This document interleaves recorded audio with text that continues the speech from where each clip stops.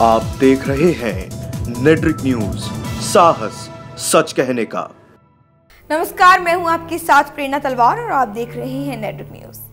अब TV serial और फिल्मों का दौर धीरे धीरे कम होता जा रहा है। अब इनकी जगह वेब सीरीज ने ले ली है। लोगों को लंबे चलने वाले सीरियल की जगह छोटी वेब सीरीज ज्यादा पसंद आती हैं, क्योंकि ये बात सब जानते हैं कि किसी भी चीज का क्रेज कुछ दिनों तक ही रहता है, उसके बाद सबकी पसंद अलग हो जाती है, बदल जाती है। ऐसे में ये छोटी वेब सीरीज फैंस को बांधे रखती हैं। हाल ही में नेटफ्लिक्स पर रिलीज हुई दिल्ली क्राइम नाम की वेब सीरीज ने आते ही मानो सबको अपनी तरफ आकर्षित कर लिया, जिसे देखने के बाद लोग काफी एक्साइटेड हैं और लोगों में एक जोश देखने को मिला है और देखा जा रहा है कि हर कोई इसी वेब सीरीज की बात कर रहा है।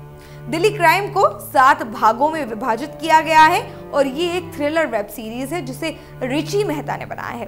अपनी इस वेब सीरीज में रिची ने 16 दिसंबर 2012 की उस भयानक रात में चलती बस में जो कुछ हुआ, निर्भया के साथ उसकी जांच पर आधारित किस्सा दिखाया है। इस कहानी की शुरुआत होती है सर्दी की उस रात से जब 10:30 हुए थे और शुरुआत में एक आवाज सुनाई देती है, जिसे सुनने के बाद पता चलता है कि देश में पुलिस वालों के ऊपर परेशानियों का एक बोझ आया है और वो उस बोझ के तले दबे जा रहे हैं। दिल्ली क्राइम में निर्भया गैंग रेप के साथ पुलिस वालों के जीवन के संघर्ष को भी दिखाया है कि किस तरह से वो कम तनख्वाह होने के साथ साथ अपने घर का गुजारा करते हैं और अपने मन से देश की रक्षा के लिए जुटे रहते हैं।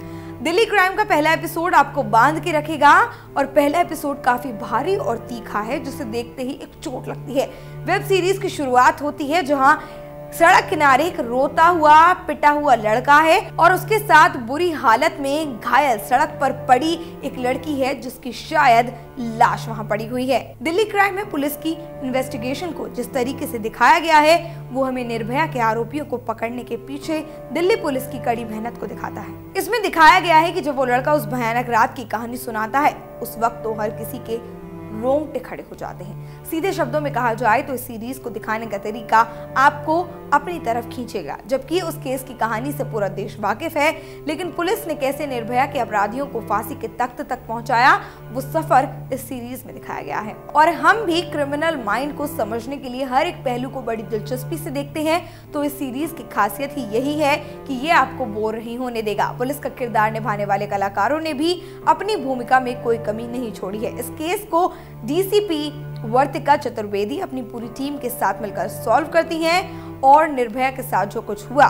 उसे उस दरिंदगी को जानने के बाद वर्तिका उस केस में इतनी खो जाती है कि जब केस में उन्हें लीड नहीं मिलती तो उनके गुस्से को भी कहानी में बड़ी बखूबी से दर्शाया गया है। इसी के साथ वर्तिका अपने ड्यूटी के साथ भी न्याय करती हैं। वैसे रिची ने अपने काम को बहुत ही उम्दा तरीके से निभाया है। दिल्ली क्राइम में बैकग्राउंड म्यूजिक और लोकेशन और कलाकारों ने इस सीरीज को सालों तक बड़ा और गहरा असर देने वाला बनाया है। तो फिलहाल के लिए इतना ही, फिर से लौटेंगे ऐसी और भी बड़ी खबरों को लेकर। चैनल को सब्सक्राइब कीजिए, वीडियो को लाइक और शेयर करना मत भूलिएगा। नमस्कार। हमारे साथ जुड़े रहने के लिए हमारे YouTube चैनल को सब्सक्राइब करें, साथ ही बेल आइकन को दबाएं। नेट्रिक न्यूज की खबरें सबसे पहले देखने के लिए।